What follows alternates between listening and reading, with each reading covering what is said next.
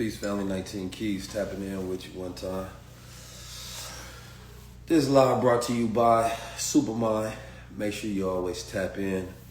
And today it is Men's Mental Health Month. And I thought I'd tap in on this subject a little bit.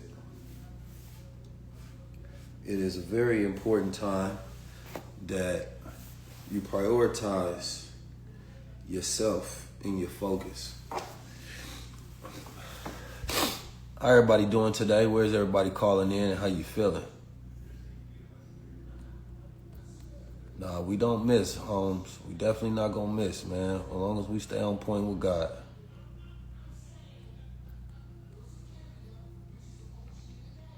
As long as we stay on point.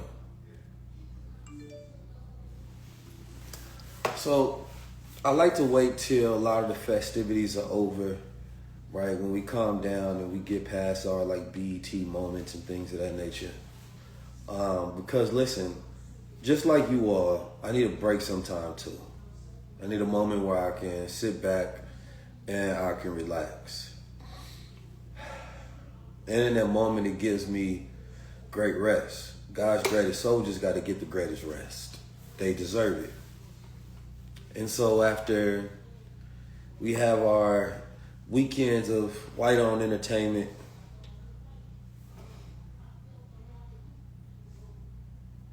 I said it. It is what it is. As much as I love entertainment, it's dangerous. I seen the sister Ananda Lewis died today. She used to be a host of MTV. Seemed like a very sweet soul sister. And she followed me on here. And I believe she died of cancer. And I always think about how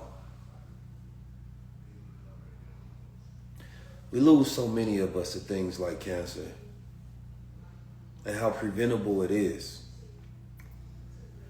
And it's unfortunate because we give money to charities. We will say prayers to people who end up getting cancer and things of that nature. We claim to be advocates of cancer survivors. But when it comes to our actual life practices, our businesses, they are the very things that cause cancer. How many of our celebrities, and we're going to see a shift because I'm making this shift happen. How many of our celebrities have brands that are toxic to our community? For the last 10 years, I've had a wellness brand. I put on molecular biologists, scientists, naturopathic doctors, holistic healers.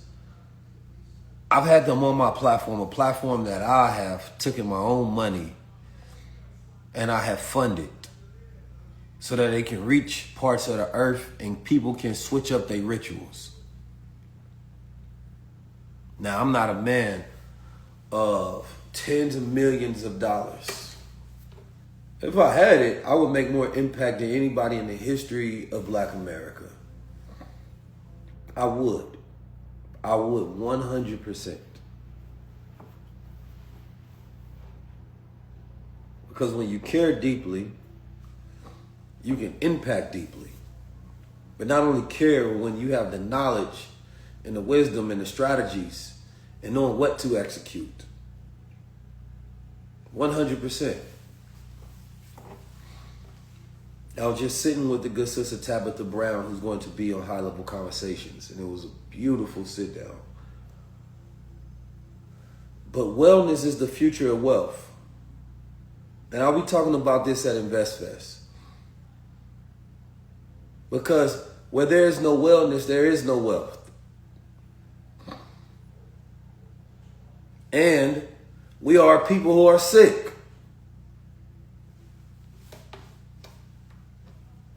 Not only I seen T.D. Jakes saying that they need to teach about economic empowerment. More than that. Because even though I know that he talks about prosperity and economics and probably financial literacy, study all the things that he studies, and I don't check on what he does. But we have to talk about this wellness and this health issues in the churches, in the mosque, in these streets. The church lady, it's a running joke in the black community to have them auntie arms, that church lady arms, that wiggle. We make fun of ourselves and we become fools. And then we cry when somebody has cancer or somebody has some debilitating disease or issue.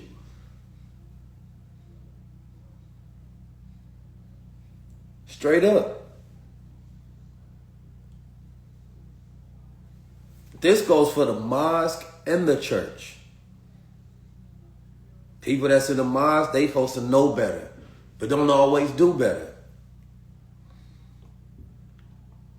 You have to beg people to do the right thing because the outside forces, the root of the problem that make people overeat and overindulge, has not been fixed. So that's why we pair social with wellness. Because if you don't have a community, I promise you're not going to do it alone, because the problem is that you are alone.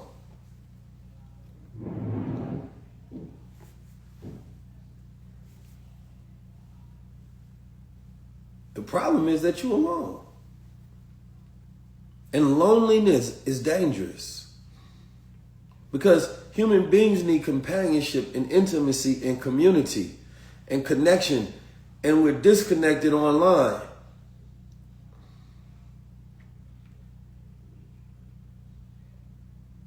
So we may go to a church or a mosque on a Sunday. We feel real good and real righteous. And then we pray to God over food that comes from the devil.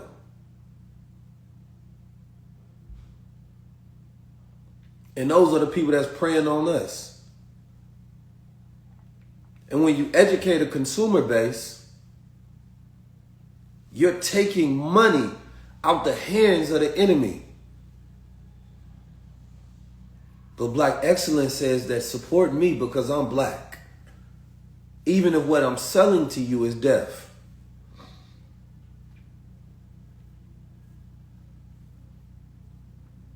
See, I would even respect more people who get into liquor brands if they at least had high class ones. If they at least talked about why they had the best in the game, on how they went down to the factory and they tested the liquor and they made sure that it wasn't some of that cheap crap that they just sell on the market. We don't even hear nothing about the quality. It just, oh, another person with a brand, hashtag whatever it sells, buy mine. I was going past the liquor store the other day, man. I seen 3 rappers on posters on front of the liquor store next to 3 different liquors. And I said, I bet they're going to be advocates for Black men's mental health month. I bet they're going to be advocates for mental health. And I ain't the one to tell you what to do or what not to do. One thing I can say, though, is our habits are not our own. They are controlled by the marketers. They control the mind. Wellness in our community still has not become a trend yet. It's trending that way. And we go push it over the edge. Because a community that doesn't eat right doesn't think right. You can't manifest a better reality until it starts with self. And I look at my community, and I have a lot of brothers and uncles and friends that suffer from depression, suicide, anxiety.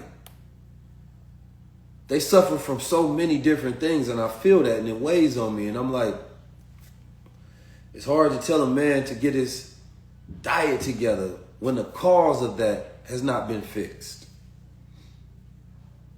And so we become Band-Aid salesmen. Because if we really start talking about the true root of the problem, it's not profitable. It might mess up some of our ad deals and structures that we got going on the back end.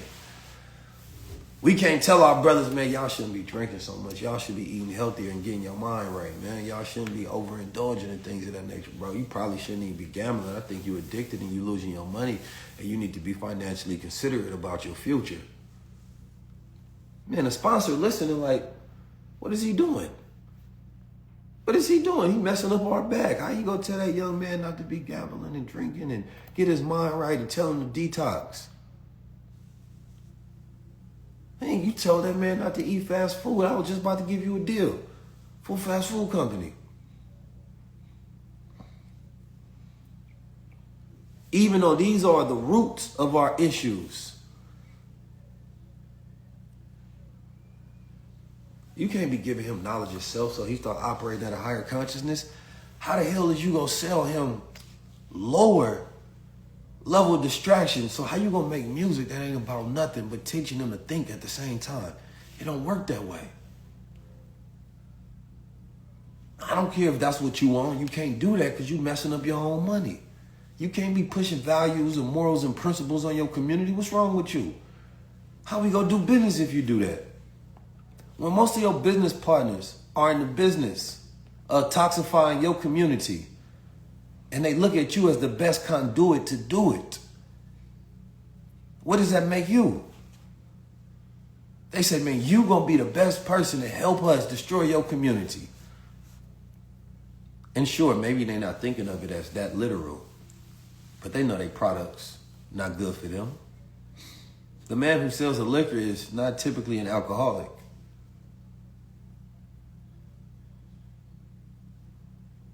They ain't getting high off their own supply, but they know you got an audience that's perfectly primed for it. They say, wait a minute, don't you know you have black men between the ages of 16 to 30? Don't you know that these are our prime suspects that we want to push these issues on? I mean, products. Go ahead, man, get them to gamble. You know they got financial nihilism. They don't believe in stocks and investing, right? And getting their financial system together. So instead of one of these fintech companies coming to them to say, you know what, we want to get all of the rappers to push this on the black man because we think that they can be our next level of customers and our new consumer base. And they say, you know what, we want to help the black community because we love y'all so much, of course. So we want to push fintech on that. So it incentivizes you to educate your community so you can grow a bigger base. So you then can have a personal brand that's connected to these particular subjects. And then we can pay you to advertise, because then we can make money, you can make impact and money.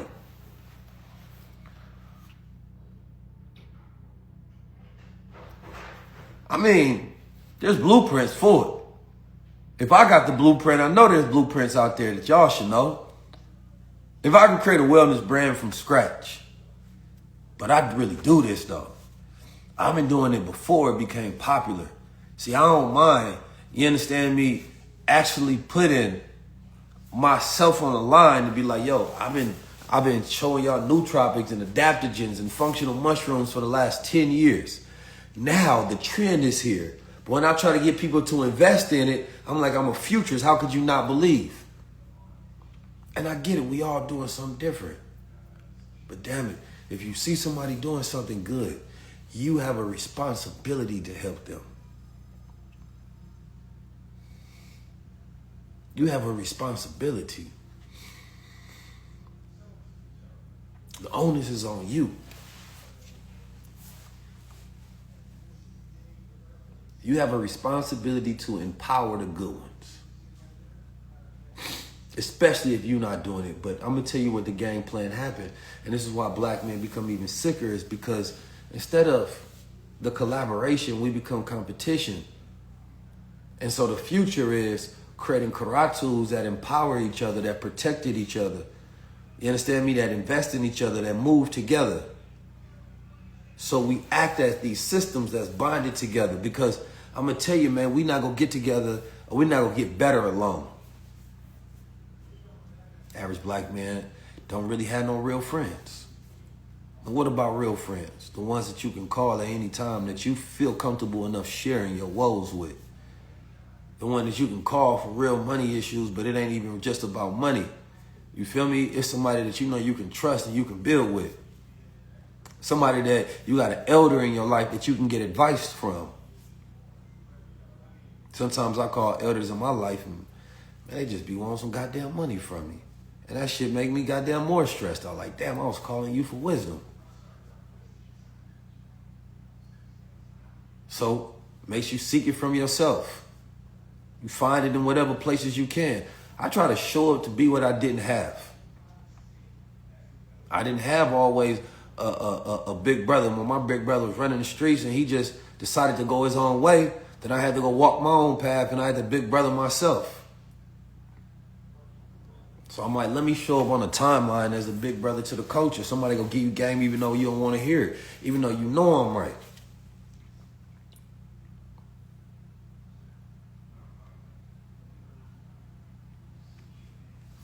So there's still things that I wish I had, but when I deal with these OGs, it's so transactional. And I'm like, man, that ain't no community, so I might as well just treat you like I treat the rest of everybody else.